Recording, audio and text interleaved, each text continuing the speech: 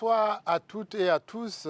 C'est un homme orchestre que votre magazine de cinéma Cinérama reçoit ce soir. Auteur, metteur en scène, réalisateur et acteur, pour ne citer que quelques-unes de ses casquettes. Léandre Alain Becker est né sur les bords de l'Oubangui-Chari, mais c'est un passionné de culture, de nationalité congolaise.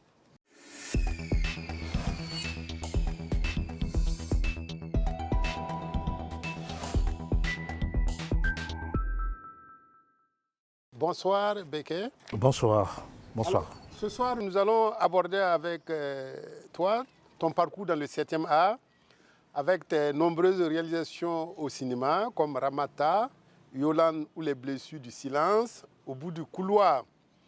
Effectivement, comme c'est un grand scénariste, il a écrit des scénarios pour d'autres réalisateurs africains, comme Warassa, Salma, Sankara, Les Amants de Joël ou Dakar Trottoir. En tout cas, tous ces scénarios ont été écrits par vous, pour des collègues qui ont tourné ou qui, en tout cas, sont en voie de le faire. Merci d'être venu ce soir à Cinérama nous parler de votre parcours qui a commencé au cinéma, pas au cinéma, au théâtre à Brazzaville. Ok, merci de m'avoir reçu en tout cas. Voilà, mon parcours est des plus simples. En fait, moi, j'ai commencé par jeune. Hein. Quand on est jeune, on est passionné par des petites choses comme ça. Et moi, c'était le théâtre. Mais je faisais toujours mes études. Après, j'ai fait des études universitaires de psychologie et de journalisme.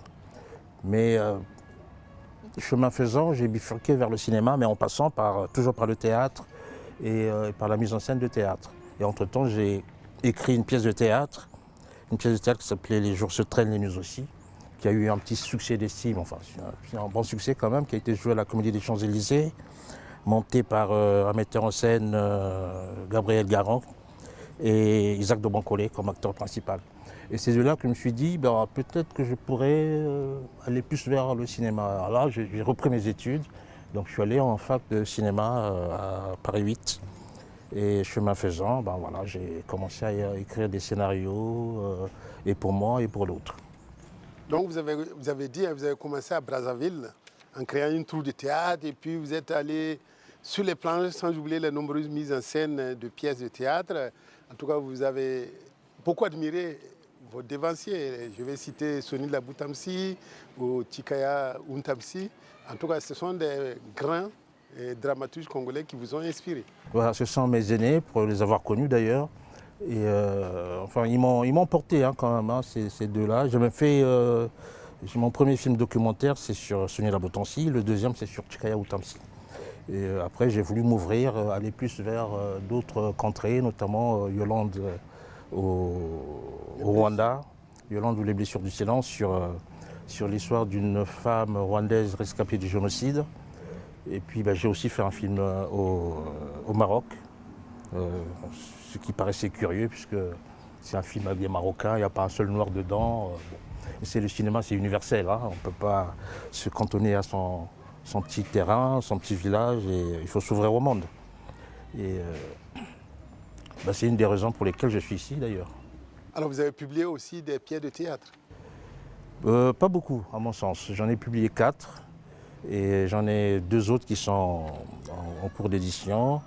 J'ai publié 3 romans, mais mon activité principale c'est plutôt le scénario, parce que c'est plutôt ça qui m'anime, qui me porte. J'aime bien l'écriture cinématographique, parce que je pense que c'est un art qui est peut-être parfois minoré en Afrique, parce qu'on n'a pas le public, on n'a pas le marché, mais c'est un art qui pour moi est un art majeur, ne serait-ce que parce que ça permet de transmettre aux générations à venir. Parce que la lecture c'est bien, mais nous sommes dans des pays où il y a très peu de lectorat.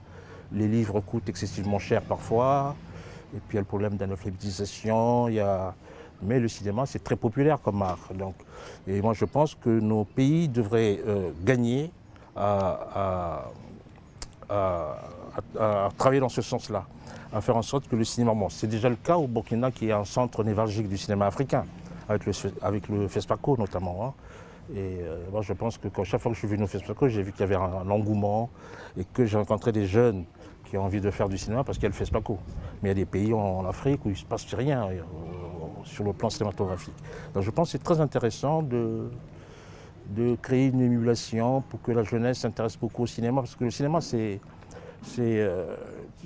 regardez les Américains, c'est ça qui porte l'Amérique, hein, c'est le cinéma, c'est une des sources de devises les plus... Une grande industrie. Voilà, le cinéma américain rapporte plus d'argent que la vente d'armement.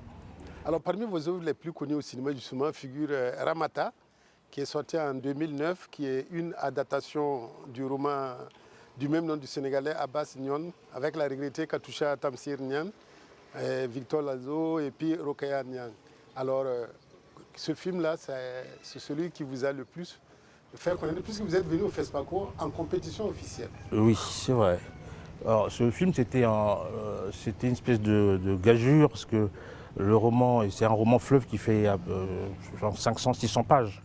Donc c'était quasiment inadaptable. Personne ne voulait... il y a eu plusieurs projets là-dessus, hein. Alors moi, ce que j'ai fait, je me suis approché de l'auteur du roman pour lui dire que j'allais garder l'essence de son roman, et que j'allais m'en affranchir, et que j'allais peut-être ne garder que l'essentiel de son roman, parce que 600 pages au cinéma, c'est un film fleuve. Donc moi, j'ai fait un film qui fait à peine... C'est pas autant n'importe le vent. Ben non, on n'a pas les moyens de ça. Donc, si on avait eu les moyens, pourquoi pas. Mais vu nos moyens, nos financements, ben, j'ai juste pris l'essence du roman pour... en tout cas, j'ai travaillé en collaboration avec l'auteur du roman. Et ce roman, vous l'avez dit, c'est un roman fleuve, vous l'avez tourné à Gorée, voilà, avec sa trame où c'est une jeune femme voilà, qui est amoureuse d'un caïd de 25 ans. Ça peut être un sujet à scandale. Ben, c'était un sujet à scandale. Moi, j'évitais tout ce qui était scandaleux dans le roman, hein. D'ailleurs, c'est ce qui a fait la réputation du roman, parce qu'il a été, c'est peut-être le best-seller de la littérature sénégalaise, hein. C'est le roman sénégalais le plus vendu. Mais en fait, Ramata, ça vient d'une espèce de pari avec mon producteur sénégalais, qui avait essayé de monter le projet avec un autre réalisateur, je crois que c'était Haroun, le Tchadien. Et ça n'avait pas abouti. Et en plus, il m'a dit... Ben, voilà, c'est lui, oui. Et puis finalement, il est venu vers moi en disant, est-ce que tu peux... ça ne va pas être facile, mais bon, si tu peux, on y va.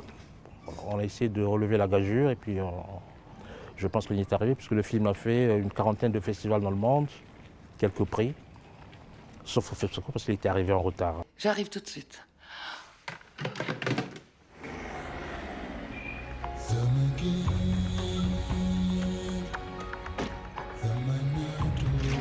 Gardez la monnaie.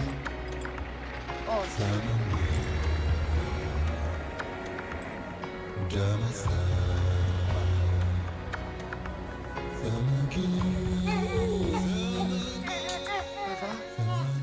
Oh, oh, oh, oh, oh, oh, oh, oh. Eh ben. Bonjour. Bonjour, mon petit mari. Ah ouais? Aïe, néné, néné, néné, tutti, baby. Aïe, néné, néné, néné, tutti, baby. Allez. Aïe, néné. Bonjour. Bonjour, docteur. Félicitations, mamie. Ah, c'est un beau bébé. Qu'est-ce que c'est? Oh, c'est rien du tout. C'est un aïvus. Une sorte de grain de beauté. C'est drôle. On dirait un serpent. Après ça, vous avez tourné aussi Yolande, j'allais dire, voilà, c'est le portrait d'une femme rwandaise et voilà, qui a suivi les affres de ce génocide qui s'est déroulé en 1994. Et voilà, ce portrait aussi, est-ce que c'est l'une de vos meilleures œuvres aussi?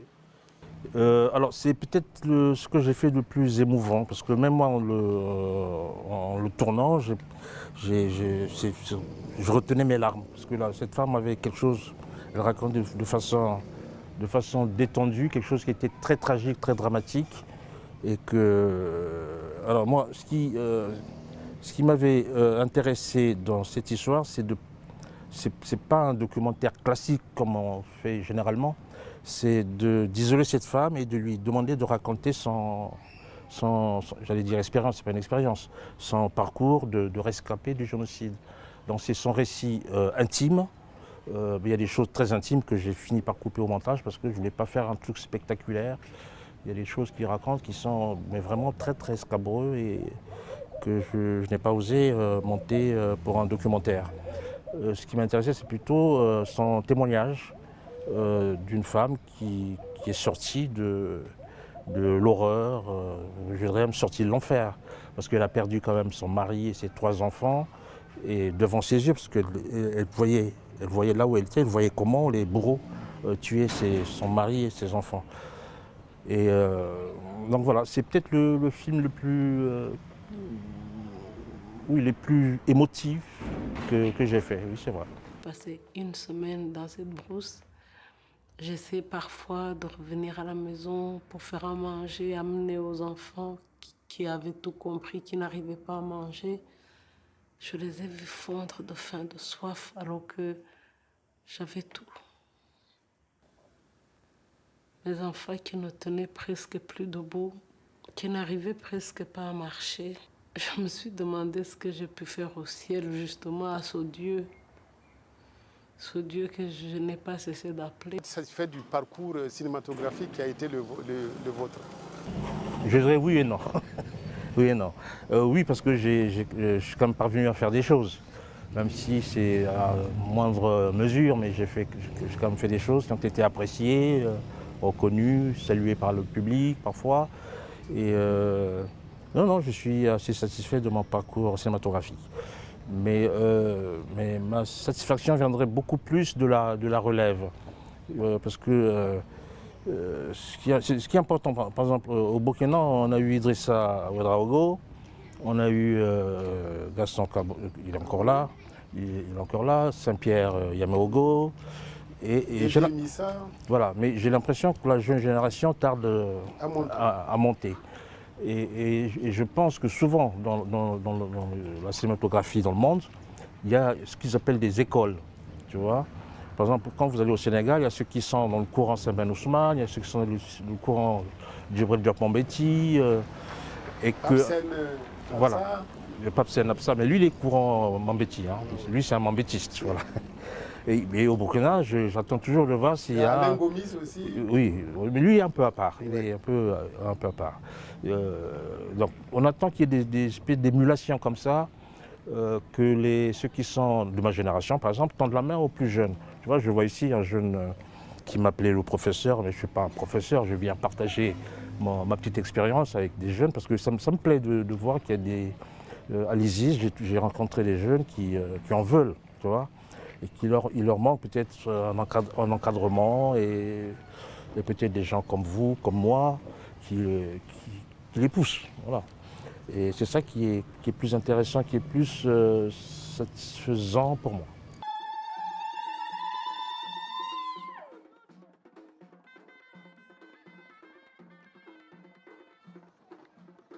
Je cultiverai ses champs, je cuirai son pain et porterai ses enfants si Dieu veut.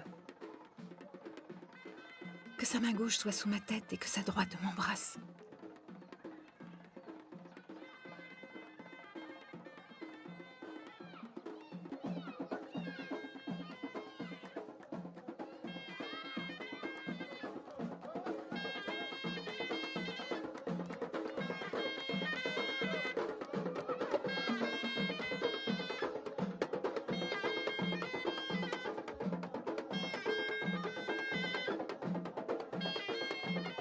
Alors, la problématique du cinéma africain, est-ce la formation, est-ce le financement, est-ce que c'est le financement, c'est la formation, est-ce que c'est, j'allais dire, la distribution? Quels sont, en tout cas, les défis majeurs de cette cinématographie-là? Je dirais les deux, en général, les deux. Parce qu'il y a un déficit scénaristique, alors que des histoires, il y en a partout. Moi, je pense que l'Afrique est le continent où il y a beaucoup plus d'histoires à raconter. Mais pourquoi on ne les raconte pas, tu vois? J'ai souvent l'impression que nous racontons nos histoires comme pour faire plaisir, pour contenter ceux qui financent nos films. Ben non. Tu vois, comme dirait, je ne sais pas quel écrivain sud-américain, le village, enfin l'universel, c'est le village avec les murs en moins. Mais nous, parfois, on s'enferme dans nos murs pour dire à l'autre, parce qu'il a donné un peu d'argent pour faire le film, voici mon village. Il faut s'ouvrir, il faut faire des choses qui soient universelles, qui plaisent autant aux Chinois qu'aux Sud-Américains ou je ne sais qui n'ont pas financé nos films. Alors que nous, j'ai l'impression, nous, francophones, on fait des films pour satisfaire les guichets français. Voilà, parce que ce sont les Français qui nous mettent un peu plus d'argent pour faire nos films. C'est ce qui est dommageable.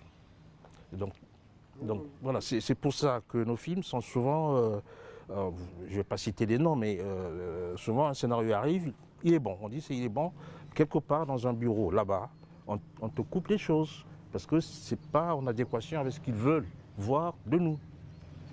Mais si nos États, bon, le Burkina le fait, il y a un fonds burkinabé pour le cinéma, au Sénégal ça existe, en Côte d'Ivoire ça existe, mais peut-être qu'il serait intéressant d'avoir un fonds panafricain, tu vois, comme il existe un fonds européen pour financer les films européens. Et ce fonds européen finance parfois nos films aussi. Donc c'est à nos États de faire en sorte que nous soyons compétitifs. Ce fonds panafricain devait être lancé par l'Union africaine et puis voilà, une certaine guerre entre l'Afrique du Nord et l'Afrique de l'Ouest et puis voilà, le fonds est resté mort-né. Donc il ne reste que le FESPACO qui fédère, mais le FESPACO n'est pas un fonds de financement, n'est pas là pour financer les films, sinon pour les rendre visibles.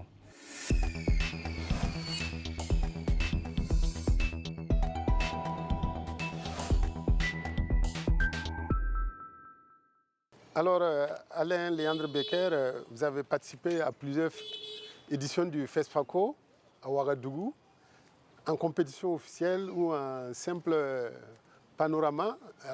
Qu'est-ce que vous retenez de ce festival-là dans la place de la cinématographie africaine? Je pense que heureusement qu'il y a le FESPACO. Enfin, imaginez le cinéma africain sans le FESPACO. Parce que c'est le FESPACO qui fait l'attraction, qui est une espèce de vitrine ou d'ouverture. C'est que les gens d'ailleurs s'intéressent au cinéma africain par le FESPACO. C'est une porte. Donc ils viennent pour regarder les films africains parce que nos films ne sont pas vus beaucoup dans le monde.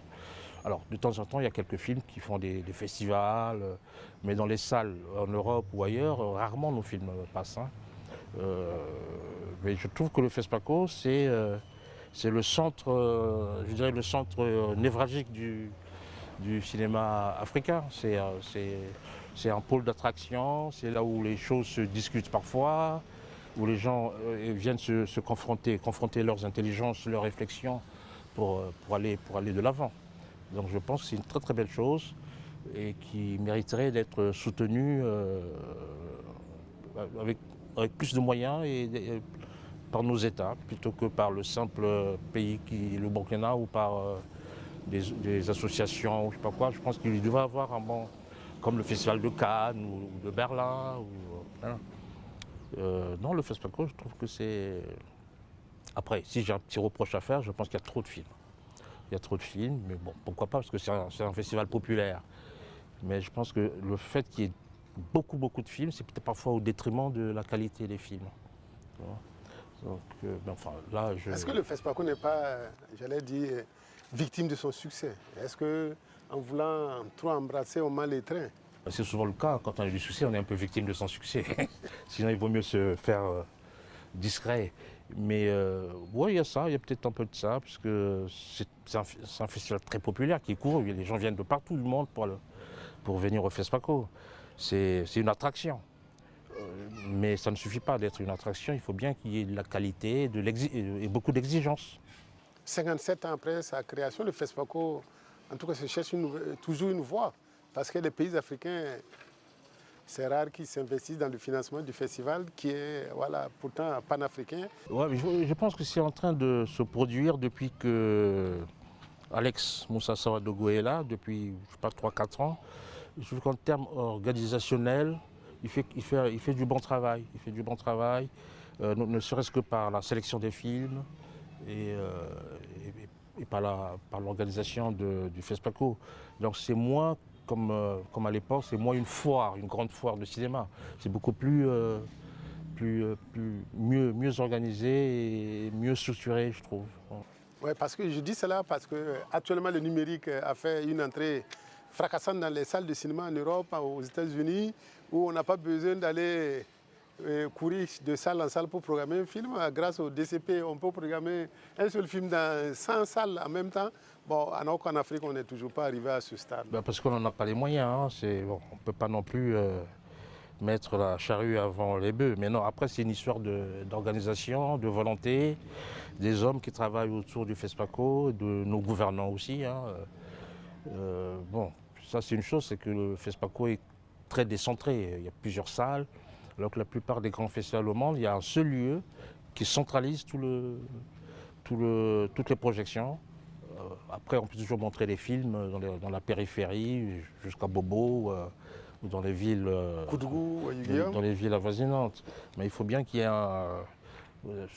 ce qui évite aux journalistes de courir à gauche à droite, parfois de rater une séance, et d'arriver dans une salle où les conditions ne sont pas réunies, de rater les sous-titres, et finalement d'en vouloir au film, alors que le problème, ce n'est pas le film. Le problème, c'est la condition de la projection. Donc ça, c'est peut-être des choses à améliorer, avoir des bonnes conditions de projection de nos films. Alors, vous êtes formateur, puisque vous donnez des cours à l'ISIS Studio École ici à Ouagadougou. Voilà, comment se passe votre parcours aussi de formateur pour donner, en tout cas à la jeune génération, les rudiments de faire de très bonnes œuvres cinématographiques? Écoutez, ça c'est peut-être ce que j'ai aimé le plus. C'est de rencontrer des jeunes qui auraient pu faire d'autres études, mais qui ont choisi de faire du cinéma. Bon, s'ils ont choisi de faire du cinéma ou de s'intéresser au cinéma, c'est peut-être parce qu'il y a le FESPACO qui les a interpellés. Et alors moi, ce que j'ai rencontré ici, c'est des jeunes qui ont... alors, certains ne savent pas trop, mais on sent quand même qu'ils ont la passion du cinéma, qu'ils veulent y arriver. Ce que je déplore, c'est l'encadrement. Voilà, c'est l'encadrement parce qu'ils pensent qu'ils vont arriver, ils vont suivre un cours magistral. Moi, je pense que ce n'est pas le cas. Peut-être qu'il faudrait leur montrer plein de films. Il n'y a pas que montrer les films, il y a aussi des bouquins, des ouvrages sur le cinéma, il y a peut-être des articles de presse, vous qui êtes journaliste, sur le cinéma, vous qui êtes une mémoire du FESPACO ou du cinéma en général. C'est ça qu'il faut partager avec la jeune génération. Donc moi, ce qui m'honore, c'est modestement ce que j'ai appris, c'est de transmettre ce que j'ai appris à d'autres qui viendront après moi, avec le souhait qu'ils fassent mieux que moi.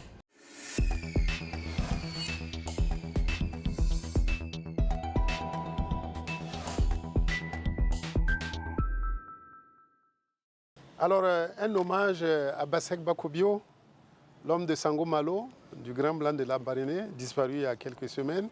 Il avait lancé aussi Écran d'Afrique, qui est un festival qui mobilise pas mal de cinéastes africains aussi. Qu'est-ce que vous retenez de cet homme-là?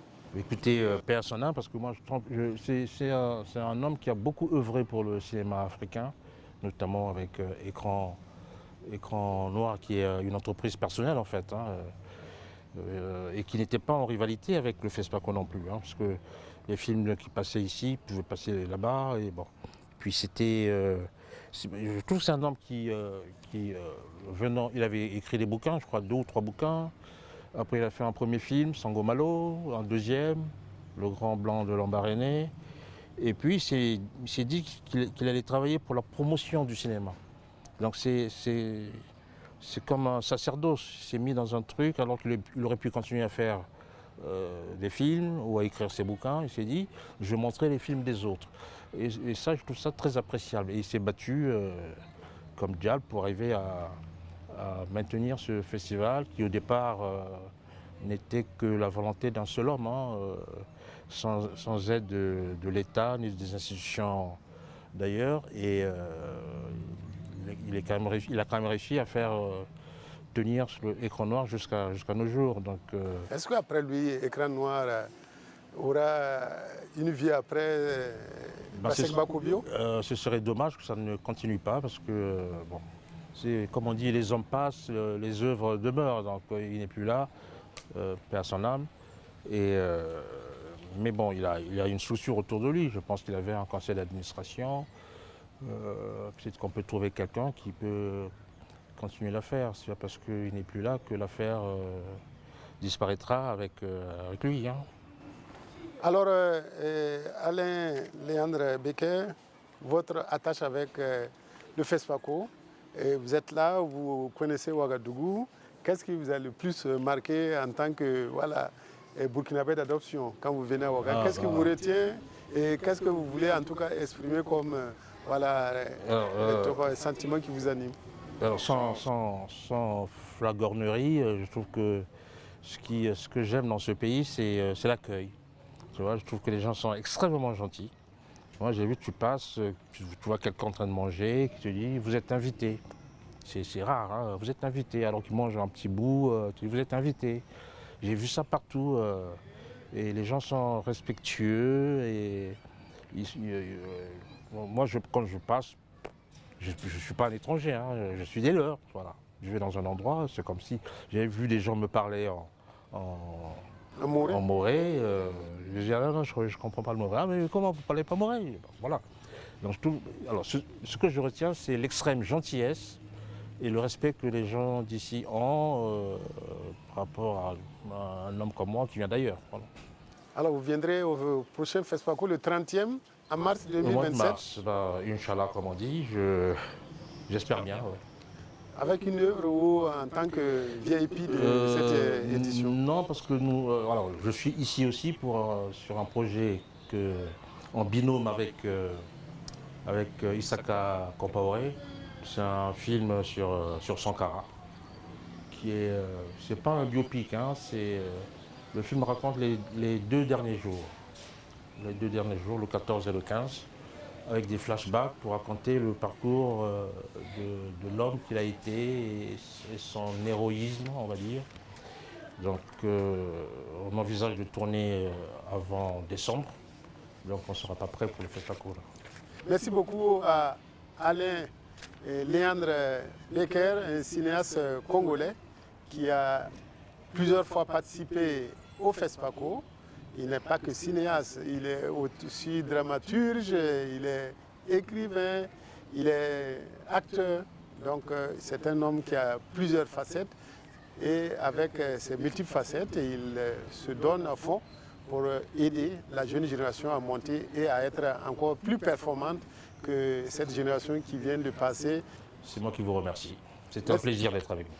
Merci beaucoup à Alain Léandre Becker d'être venu ce soir à Cinérama, votre magazine de cinéma qui s'achève ainsi. Merci de l'avoir suivi. Bonsoir et à la prochaine.